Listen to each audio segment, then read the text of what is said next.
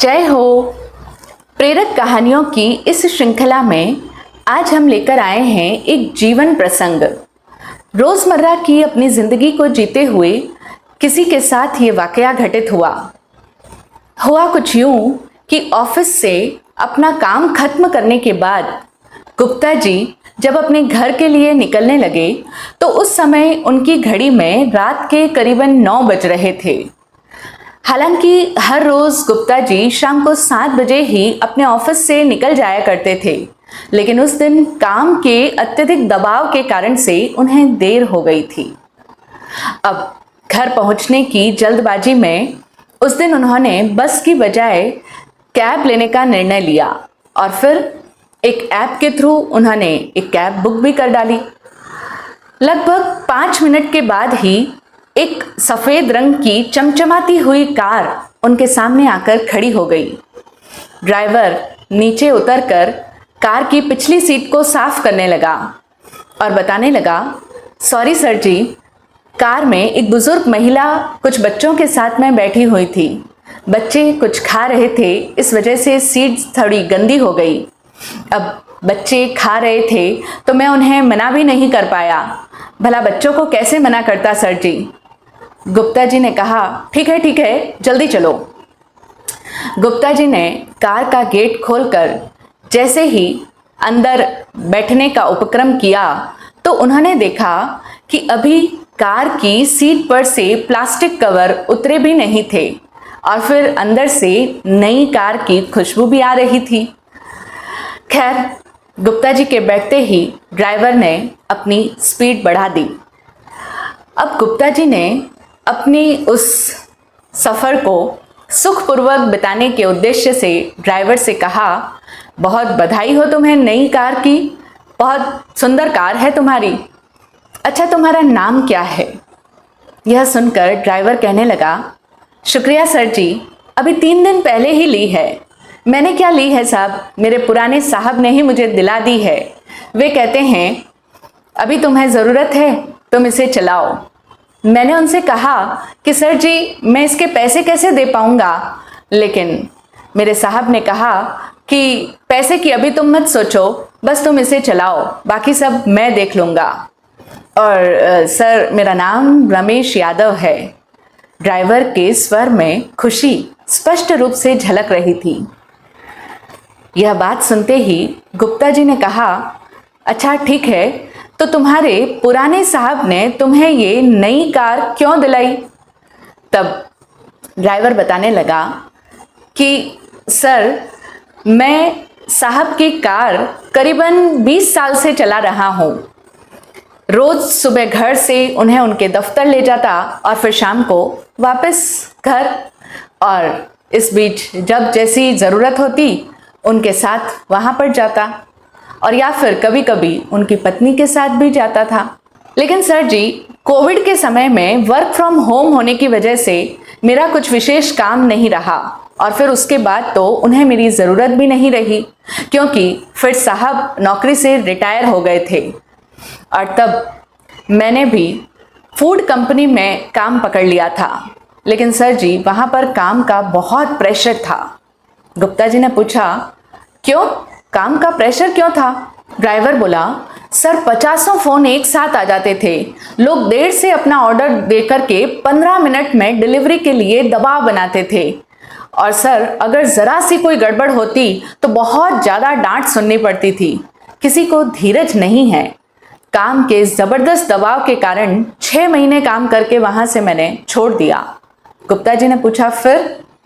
तब ड्राइवर ने बताया कि फिर साहब ने एक ड्राइवर की वेबसाइट पर मेरा रजिस्ट्रेशन करवा दिया। जब जिसको ज़रूरत होती बुला लेता, और साहब ने अपनी सोसाइटी में भी सबको बता दिया था। महीने के 10-12 हज़ार रुपये कमा लेता था। मेरा और मेरे परिवार का पेट भर जाता था। तब गुप्ता जी ने ड्राइवर से अगला सवाल पूछा कि अच्छा, तो तुम्हारे परिवार में और कौन कौन है? ड्राइवर ने बताया कि सर जी, मैं हूँ, मेरी पत्नी है और मेरे 2 बच्चे हैं, और फिलहाल मेरे दोनों बच्चे पढ़ाई कर रहे हैं। छोटा वाला 10वीं की परीक्षा देगा इस साल और बड़ा वाला BA की पढ़ाई कर रहा है और कहता है कि अभी और पढ़ूंगा। अब सर, पढ़ाई के लिए तो बहुत पैसे लगते हैं ना, मैं बस इसी चिंता में था। इतना कहते कहते ड्राइवर खामोश हो गया और उसकी आंखें भी भीग गई। तब गुप्ता जी ने उसे फिर से कुरेदते हुए पूछा कि फिर? तब ड्राइवर बोला, फिर सर, साहब को मैंने अपनी पूरी बात बताई। तब साहब बोले, तुम चिंता मत करो, चलो मैं तुम्हारे लिए एक गाड़ी निकलवा देता हूँ, अब तुम खुद की गाड़ी चलाओ। और फिर सर, साहब ने मेरे लिए एक गाड़ी निकलवा दी। कंपनी वालों से सारी बात भी उन्होंने ही करी और अपने रिटायरमेंट से मिले हुए पैसों से मेरे लिए ये नई कार खरीदी है। गुप्ता जी ने सारी बात को समझते हुए कहा, अच्छा, तो ये नई कार तुम्हारे पुराने साहब के नाम पर होगी? ड्राइवर बोला, नहीं सर, कार मेरे नाम पर है। गुप्ता जी को यह सब सुनकर बड़ा आश्चर्य हुआ। वे पूछ बैठे, फिर तो तुम्हें इसके पैसे चुकाने पड़ेंगे, कैसे कर पाओगे तुम इतना सब कुछ? तब ड्राइवर बोला, सर, साहब ने कहा है तुम सिर्फ मेहनत और ईमानदारी से गाड़ी चलाओ, अपनी और अपने परिवार की ज़रूरतें पूरी करो और अपनी जिम्मेदारी को सही ढंग से निभाओ। पैसे तुम्हें अभी नहीं देने हैं, जब तुम ये गाड़ी बेचोगे तब बताना, फिलहाल मैं सब देख लूँगा। इतना सब कुछ सुनकर अब तक गुप्ता जी की उन साहब के बारे में जानने की उत्सुकता अपने चरम तक पहुंच चुकी थी, क्योंकि भला आज के इस दौर में इतनी आसानी से इतने भले लोग कहाँ मिलते हैं। गुप्ता जी ने तुरंत ही ड्राइवर से अगला सवाल पूछा कि तो तुम्हारे साहब क्या करते थे? ड्राइवर ने बताया कि सर, वे एक बड़ी दूरसंचार कंपनी में कार्य करते थे और बड़े ही भले लोग हैं साहब वे। उनकी पत्नी भी गरीब और कमज़ोर वर्ग के लोगों को अपने खाली समय में पढ़ाई करवाती हैं, वो भी बिल्कुल मुफ्त में। क्या नाम है उनका? गुप्ता जी ने जब पूछा तो ड्राइवर ने बड़ी खुशी से चहकते हुए बताया, सर, साहब का नाम है प्रफुल्ल शर्मा। मोबाइल नंबर तो उनका तुम्हें याद ही होगा? गुप्ता जी ने पूछा, क्योंकि गुप्ता जी की उत्सुकता के बांध तो पहले ही टूट चुके थे, तो अब वे उनके मोबाइल नंबर जानने की अपनी उस जिज्ञासा का संवरण नहीं कर सके। ड्राइवर ने गुप्ता जी को अपने साहब के मोबाइल नंबर दिए। तब गुप्ता जी ने प्रफुल्ल शर्मा जी को एक बहुत ही सुंदर भावपूर्ण मैसेज भेजा और साथ ही उन्होंने यह भी लिखा कि मैं आपके पुराने ड्राइवर रमेश यादव की नई गाड़ी में बैठा हूँ और आपने उसके लिए जो कुछ भी किया उसे सुनकर मैं बहुत प्रभावित हुआ हूँ।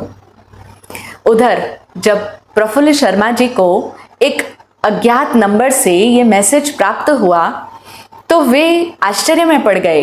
उन्होंने तुरंत रिप्लाई किया कि क्या ये मैसेज मेरे लिए है, और फिर वे वापस प्रतिक्रिया के लिए इंतज़ार करने लगे।